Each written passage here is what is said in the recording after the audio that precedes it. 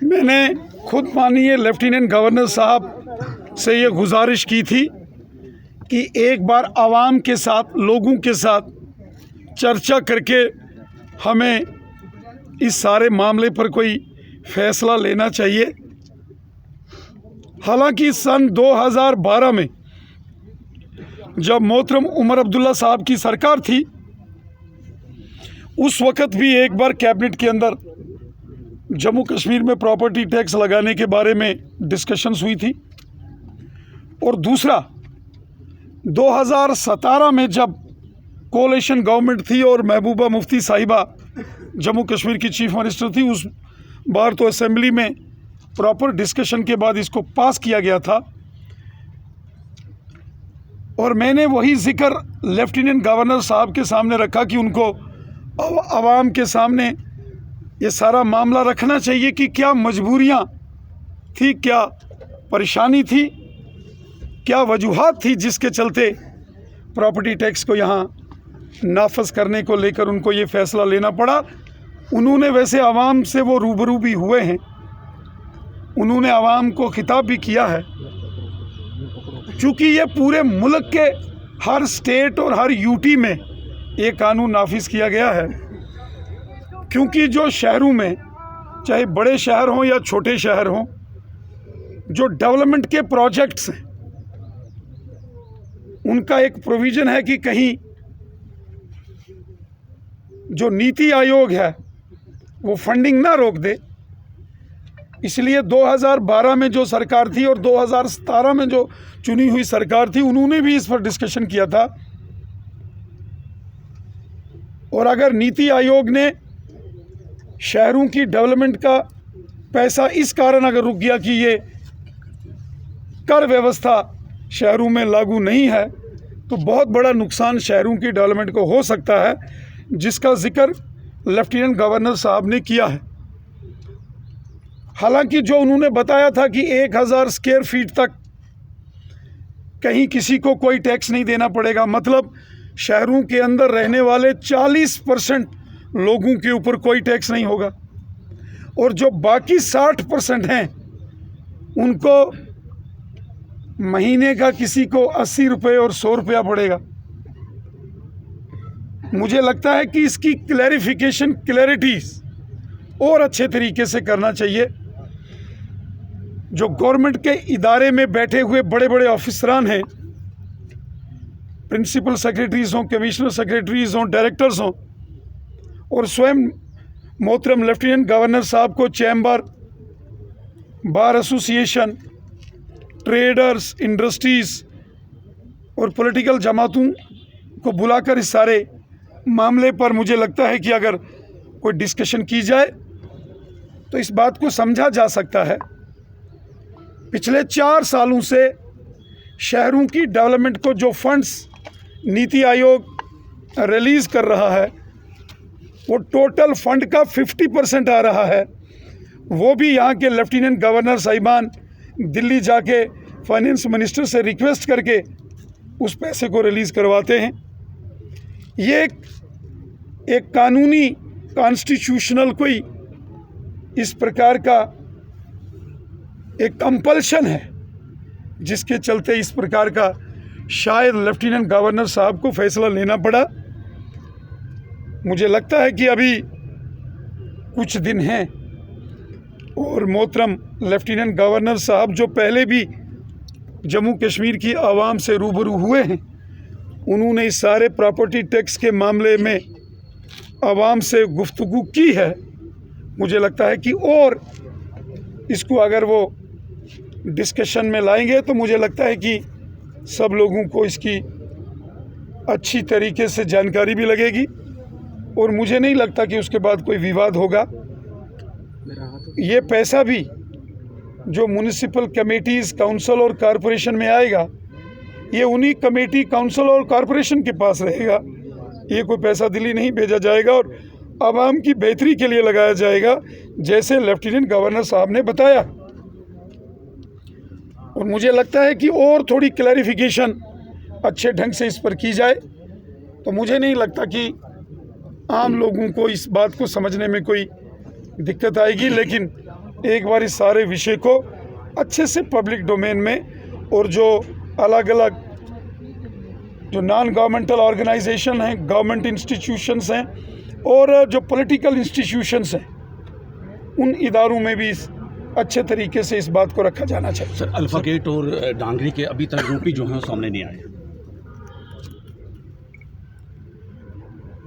देखिए, जो राजौरी के अंदर दो बड़ी वारदातें यहाँ अल्फा गेट आर्मी के जो कैंप के बाहर गोलीबारी हुई थी और दो सिविलियंस हमारे साथी, उनकी जान चली गई थी, और वहीं ढांगरी में 7 बेगुनाह लोगों की जान चली गई, 15 के करीब लोग घायल हो गए थे। सारा मामला NIA के हवाले किया गया और जम्मू कश्मीर पुलिस के वरिष्ठ अधिकारी, इंटेलिजेंस एजेंसीज, खुफिया विभाग, पुलिस का खुफिया विभाग, सेना का खुफिया विभाग, गृह मंत्रालय के खुफिया विभाग के अधिकारी लगातार इस मामले को लेकर छानबीन कर रहे हैं। वरिष्ठ पुलिस अधिकारियों से हमारी बात हुई, उन्होंने हमें जानकारी दी है कि कुछ हद तक उनको कुछ सुराग मिले हैं। उसका जिक्र उन्होंने अभी नहीं किया जब तक पूरा मामला निपट नहीं जाता और वो कातिलों को उनके गुनाहों का जो सज़ा है वो नहीं दी जाती। तब तक मुझे लगता है कि सारी इस जानकारी को पब्लिक डोमेन में लाना थोड़ा ठीक नहीं रहेगा, क्योंकि मामला इंटेलिजेंस एजेंसीज का है और सारे मामले की छानबीन और तहकीकात चल रही है। मैं उम्मीद करता हूं कि ज़मीन के पाताल से भी अल्फा गेट, फलियाना और ढांगरी नरसंहार के कातलों को निकाल के हमारी एजेंसीज लाएंगी और उन गुनाहगारों को उनके गुनाहों की सज़ा दी जाएगी। सर, JKSSB में बड़े स्कैम्स के बाद अब एपटेक कंपनी जो ब्लैक लिस्टेड है बाकी जगहों पर, उसके विरोध में जम्मू में काफ़ी प्रदर्शन हो रहे हैं, तो सर क्या कहेंगे, क्या इस कंपनी को वापस किया जाएगा यहाँ से? देखिए, जो हमारे नौजवान हैं लगातार जो धरने प्रदर्शन कर रहे हैं एपटेक जो रिक्रूटमेंट एजेंसी को लेकर, हमारे नौजवान आहत हो गए जब सब इंस्पेक्टर्स की भर्ती में घोटाला हुआ। जो फाइनेंस अकाउंट असिस्टेंट्स, उनका जो रिक्रूटमेंट हुई और वहाँ पेपर लीक का मामला सामने आया और वो सारे रिजल्ट्स LG एडमिनिस्ट्रेशन ने रद्द किए और वो मामला सारा CBI के हवाले किया। और आपने देखा होगा कि CBI ने 15-20 बड़े अधिकारियों को गिरफ्तार किया, धरपकड़ की और उस सारे नेक्सस का भांडाफोड़ किया। उसी को लेकर एक डर का माहौल, कुछ खदशात, एप्रीहेंशंस हमारे नौजवानों के अंदर है और उन्होंने इस बात को लेकर एहतजाज किया, प्रोटेस्ट किया। हम लोग भी इस बात के पक्षधर हैं कि कोई भी रिक्रूटमेंट हो उसमें ट्रांसपेरेंसी होनी चाहिए, ईमानदारी से काम होना चाहिए। अभी जो जम्मू कश्मीर जो competitive exams JKAS administrative services के रिजल्ट्स निकले, आपने देखा होगा कि कैसे गरीब से गरीब बच्चे आए हैं। किसी का पिताजी मज़दूर है, कंडक्टर है, ड्राइवर है, किसी का ऑटो ड्राइवर है। डोडा किश्तवाड़ के दूर दराज के पहाड़ों के बच्चे, रजौरी पुंछ के गरीब, यहाँ दराल, थना मंडी, मंजाकोट, रजौरी, नौशहरा, सुंदरबनी के बच्चे, वादी कश्मीर के बच्चे, जिनके वालिदैन मजदूरी करते हैं, गरीब हैं, ऐसे लोगों के नाम आए हैं। तो सब ने खुशी का इजहार किया, किसी ने उसकी मुखालफत नहीं की।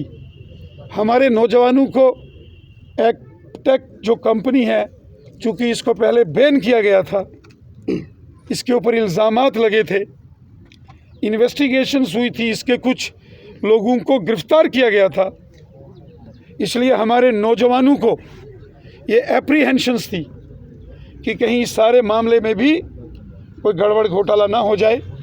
कल जो Jammu Kashmir service selection board के चेयरमैन हैं श्रीमान राजेश शर्मा साहब, एक निहायत ही मेहनती ऑफिसर हैं। उनका पूरा जो सर्विस रिकॉर्ड है वो आप देखें, बड़ी मेहनत से राजेश जी ने हमेशा काम किया है।